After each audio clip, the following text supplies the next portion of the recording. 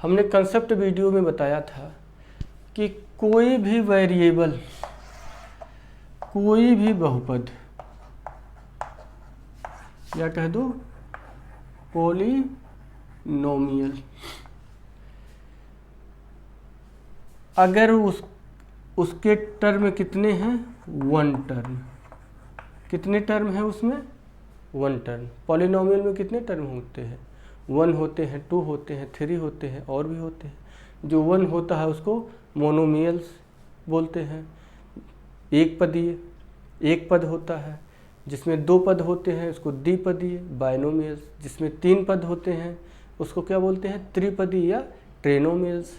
तो इसमें एक पद हो जिसमें 1 टर्म, एक टर्म हो, उसको बोलेंगे क्या, मोनोमियल्स या एक पदीय क्या, बहुपद या एक मोनोमियल्स, ठीक है, एक पदीय बहुपद या मोनोमियल्स पॉलिनोमियल्स, इंग्लिश में बोल देंगे। तो यहाँ आप देख रहे हैं 3x क्या है, कितने टर्म है, एक टर्म है। आगे पीछे कुछ लगा, कोई टर्म नहीं, सिंगल है। बना कैसे है 3x, इसका कोफिशिएंट है 3 और वेरिएबल है x, ठीक। तो ऐसे मोनोमियल्स, सॉरी, ऐसे पॉलिनोमियल्स, ऐसे बहुपद जो क्या है, एक पदीय बहुपद हों, ठीक है। एक पदीय, देखिए एक पदीय तो 5 भी एक पदीय है, ठीक है, लेकिन हम 5 की बात नहीं कर रहे हैं, एक कांस्टेंट नंबर है। हम कांस्टेंट की यहाँ पर बात नहीं कर रहे हैं, हम बात किसकी कर रहे हैं, वेरिएबल। x क्या है, वेरिएबल है, ठीक है। तो पूरा 3x क्या होगा, ये 3x भी क्या होगा, यह वेरिएबल, मतलब यह चर में माना जाएगा, वेरिएबल में माना जाएगा, ठीक। तो ऐसे पॉलिनोमियल्स जो क्या हैं, वेरिएबल से बनते हैं, सिर्फ चर ही चर से बनते हैं, उसका जीरो क्या होता है, सिर्फ जीरो ही होता है। शून्य क्या होता है, सिर्फ शून्य ही होता है। तो 3x का भी जीरो क्या होगा, जीरो ही होगा, ठीक है। शून्य क्या होगा, शून्य होगा। कैसे निकालते हैं, निकाल के बता देते हैं हम आपको। सेम मेथड अप्लाई कीजिए, px इक्वल टू 0, तो 3x इक्वल टू 0, तो x equal to 0/3 equal to 0। x की वैल्यू क्या है, 0। तो इसका क्या, इसका 0 क्या है, 3x का 0 0 है, 3x का शून्य क्या है, शून्य है।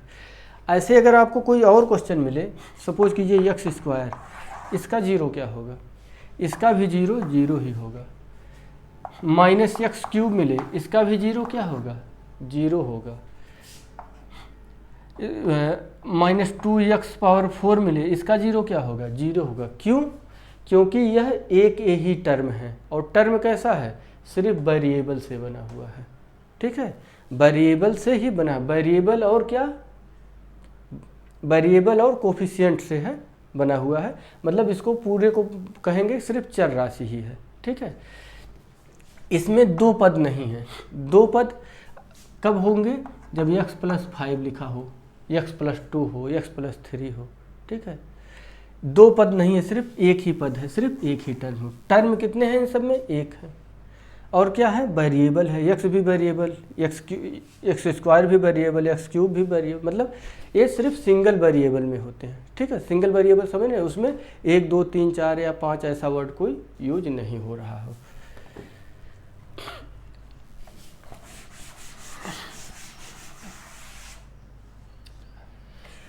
अगला क्वेश्चन है px equal to ax, px equal to ax, और क्या कहा है कि a0 इक्वल टू 0, मतलब a 0 नहीं है, मतलब a के स्थान पे आप 0 नहीं रख सकते।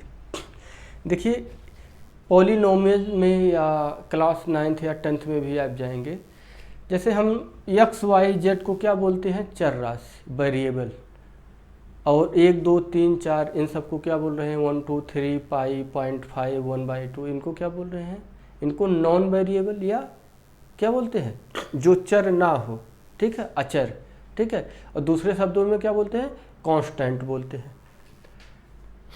तो हम कभी कभी ए बी सी को भी हम क्या मानते हैं, कांस्टेंट मानते हैं ज़रूरत पड़ने पर, ठीक है।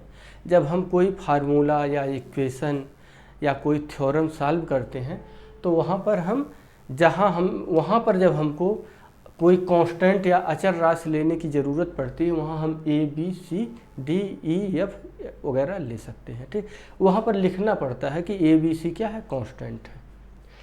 ये देख के मत समझ जाना कि ए बी सी लिखा है तो ए भी क्या होगा, ए भी वेरिएबल होगा, ठीक। तो ए क्या है, ये नॉट इक्वल टू 0, मतलब 0 नहीं है, ये 1 2 3 4 5 कुछ हो सकता है। अब हमको क्या पता लगाना है कि ए एक्स के 0 क्या है, शून्य क्या है। तो मान लीजिए कि P X equal to 0, P X equal to 0, P X की जगह क्या लिखेंगे, A X equal to 0, X equal to 0 upon A equal to 0, तो एक्स की वैल्यू क्या आएगी, 0 आएगी। वैसे भी ए एक्स किस फॉर्म में है, 3x वाले फॉर्म में ही है ना, या 2x वाले ही फॉर्म में है ना, तो इसलिए इसका भी क्या होगा, इसका भी 0 क्या होगा, 0 ही आएगा। इसका शून्य क्या होगा, शून्य ही मिलेगा आपको। अगर ये ऐसा भी होता, मान लीजिए बी एक्स स्क्वायर लिखा होता या सी एक्स क्यूब लिखा होता, ठीक है, ए बी और सी को कहा जाता कि यह 0 नहीं है, तो भी आप एक्स स्क्वायर या सी क्यूब एक्स क्यूब की वैल्यू अगर आप निकालते हैं इस मेथड से तो क्या होता, तो भी क्या मिलता है, 0 ही मिलता। कैसे मिलता कि एक्स की जगह पे क्या होता, एक्स की जगह पे क्या होता, एक्स स्क्वायर ही होता ना, यही तो एक्स इक्वल टू 0 है तो एक्स स्क्वायर इक्वल टू 0 लिखा जाता, या एक्स क्यूब इक्वल टू 0 लिखा जाता, यही करते हैं ना।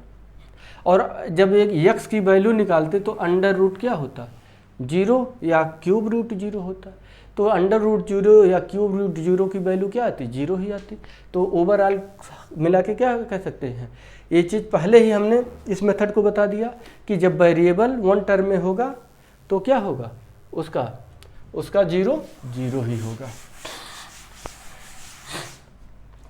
आगे है,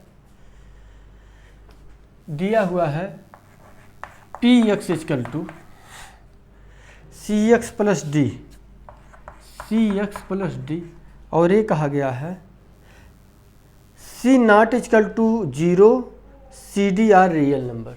ये भी कहा गया है सी क्या है, नॉट इक्वल टू 0, मतलब सी क्या है, 0 के बराबर नहीं है, सी की वैल्यू हम 0 नहीं रख सकते, ठीक। और क्या चीज़ कहा गया है, सी और डी क्या है, ये क्या है, रियल नंबर जानते हैं, रियल नंबर किनसे बनता है, रैशनल नंबर और इर्रेशनल नंबर को मिला के। रियल नंबर को हिंदी में बोलते हैं वास्तविक संख्या, रैशनल नंबर को परिमेय संख्या, इर्रेशनल को अपरिमेय संख्या। तो परिमेय और अपरिमेय संख्याओं को जोड़ते हैं तो कौन सा संख्या मिलता है, वास्तविक संख्या। इंग्लिश में अगर बात किया जाए तो रैशनल एंड इर्रेशनल नंबर को ऐड करते हैं तो क्या मिलता है, रियल नंबर मिलता है। अब रियल नंबर में क्या क्या चीज़ आता है, रियल नंबर में 1 2 3 -1 2 3 1/2 3/2 -1/2 -3/2 0.5, ठीक है, अंडर रूट 2, ये सब नंबर्स आते हैं, 0 भी आता है, तो ये रियल नंबर होते हैं। तो सी एंड डी क्या है, सी एंड डी क्या होगा, यही सब नंबर्स होंगे जो हमने रियल नंबर के बारे में बताया। हमको एक्स की वैल्यू निकालनी है, मान लीजिए P X equal to C plus D, और वैल्यू निकालने के लिए हमें क्या चाहिए, पी एक्स इक्वल टू 0 करेंगे, यही मेथड अपनाएंगे। तो पी एक्स की क्या है, सी एक्स प्लस डी, तो क्या हो जाएगा, C X plus D equal to लिखेंगे 0, सी एक्स क्या हो जाएगा, 0 अपान डी इधर जाएगा तो 0 माइनस डी, 0 माइनस डी क्या होगा, माइनस डी आएगा। तो x की वैल्यू क्या होगी, माइनस डी अपान सी, x की वैल्यू क्या होगी, माइनस डी अपान सी। क्या x की वैल्यू माइनस डी अपान सी होगी, इसका मतलब क्या, माइनस डी अपान सी क्या होगा, जीरो होगा, इसका जीरो होगा, इसका शून्य।